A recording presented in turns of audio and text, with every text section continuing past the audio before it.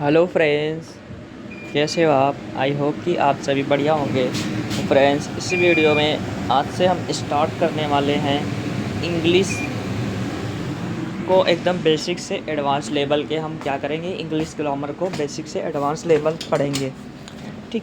क्योंकि तुम लोगों का कमेंट आ रहा था कि मुझे इरर समझ में नहीं आ रहा है, ये नहीं समझ में आ रहा, वो नहीं समझ में आ रहा। तो आज से हम स्टार्ट करेंगे बेसिक से। पहले धीरे धीरे बेसिक से बेसिक धीरे धीरे हम अपने जो एग्ज़ाम का लेवल है उस पे आएंगे। देखो, सबसे पहले क्या है, जो हमारी इंग्लिश है वो क्या है, एक प्रकार की लैंग्वेज है। और लैंग्वेज क्या है, जिससे साउंड और साउंड होते हैं, तो उसके बाद क्या होता है, लेटर। मतलब इंग्लिश एक प्रकार की हमारी भाषा है, ठीक।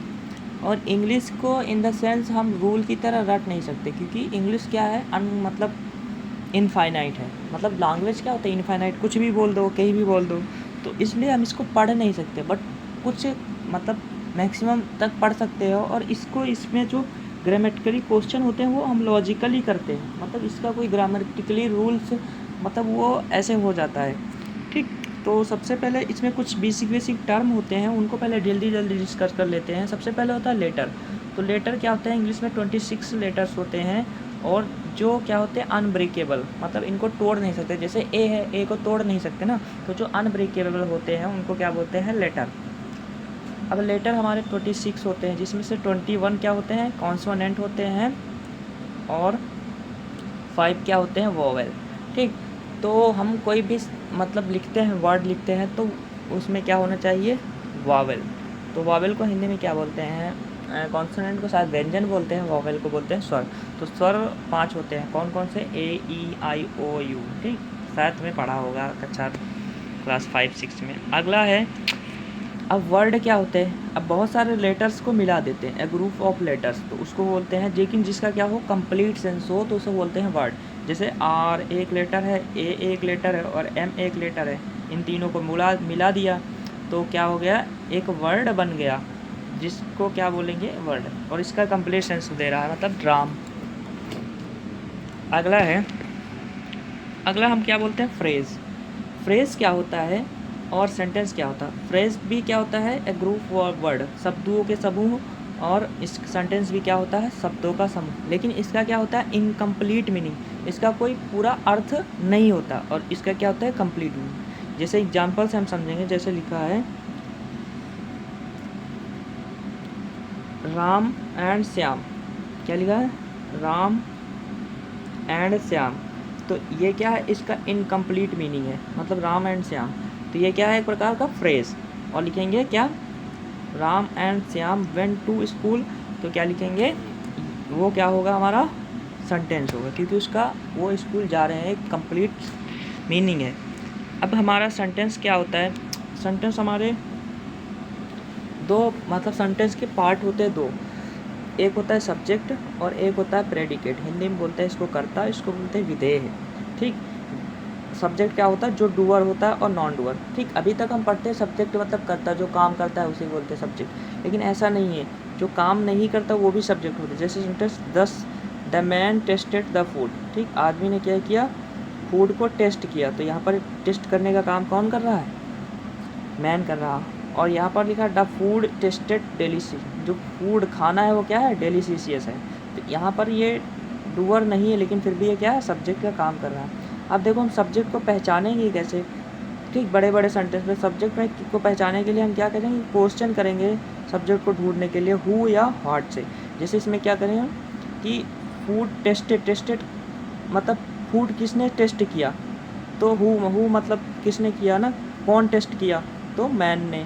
और व्हाट मतलब होता है क्या, क्या टेस्ट किया, क्या टेस्ट डेलिशियस है, तो फूड का टेस्ट डेलिशियस। तो यहाँ पर हु और या व्हाट लगा के क्वेश्चन करेंगे तो हमें सब्जेक्ट मिल जाएगा, ठीक। अगला, अब देखो, कभी कभी सेंटेंस में क्या होता है, सिंगल सब्जेक्ट होता है। जैसे इसमें एक सिंगल सब्जेक्ट है, और इसमें क्या होता है, डबल सब्जेक्ट, कंपाउंड सब्जेक्ट, मतलब बहुत एक से ज़्यादा सब्जेक्ट। और प्रेडिकेट क्या होता है, सब्जेक्ट को छोड़कर, जैसे सब्जेक्ट इसको छोड़कर जो बाकी का सेंटेंस है वो क्या है, प्रेडिकेट। हिंदी में बोलते हैं विधेय।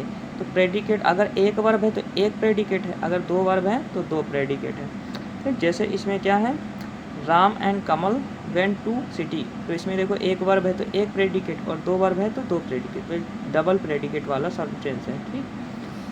अगला क्या है, आइडेंटिफाई सब्जेक्ट एंड प्रेडिकेट। तो सब्जेक्ट और प्रेडिकेट को आइडेंटिफाई करें। अब देखो सब्जेक्ट इसमें स्माइल्ड है, स्माइल मुस्कुरा कौन रहा, हु लगा के क्वेश्चन कर रहे हैं, मुस्कुरा कौन रहा है, तो कौन रहा है, दीवानी, तो क्या हो जाएगा, दीवानी सब्जेक्ट। चॉकलेट से मतलब प्यार कौन कर रहा है, चॉकलेट मैं कर रहा हूँ, तो आई क्या हो जाएगा, सब्जेक्ट। और यहाँ पर वेंट टू द सिनेमा, गया कौन, तो वे गए, तो यहाँ पर क्या, आई एंड प्ले, खेला कौन, मैं और वो, तो सब्जेक्ट को पहचानने का पता चल गया ना। अब ऑब्जेक्ट को कैसे पहचानेंगे, अगर सब्जेक्ट हमारा जो एक्शन करता है वो कौन सा एक्शन करता है उसे हम बोलते हैं ऑब्जेक्ट। और ऑब्जेक्ट को पहचानने के लिए हम क्या लगाएंगे, सब्जेक्ट से क्वेश्चन पूछेंगे, हु या व्हाट, होम या व्हाट, मतलब किसने किया। जैसे अब देखो ऑब्जेक्ट हमारे 3 प्रकार के होते हैं, एक होता है डायरेक्ट ऑब्जेक्ट, एक इनडायरेक्ट ऑब्जेक्ट, एक और होता है प्रोफेशनल, ऐसे करके कुछ ऑब्जेक्ट होता है, ठीक।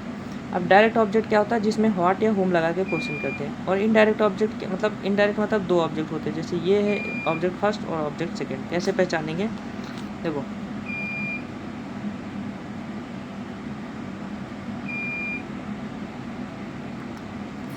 ही गेव मी 2 बुक्स, तो उसने मुझे दिया, क्या दिया, क्या दिया, किताब। तो व्हाट लगाकर हम अगर हम क्वेश्चन करेंगे तो हम उसको बोलेंगे डायरेक्ट ऑब्जेक्ट। और किसको दिया, होम लगाकर करेंगे तो वो हो जाएगा इनडायरेक्ट ऑब्जेक्ट। समझ में आया।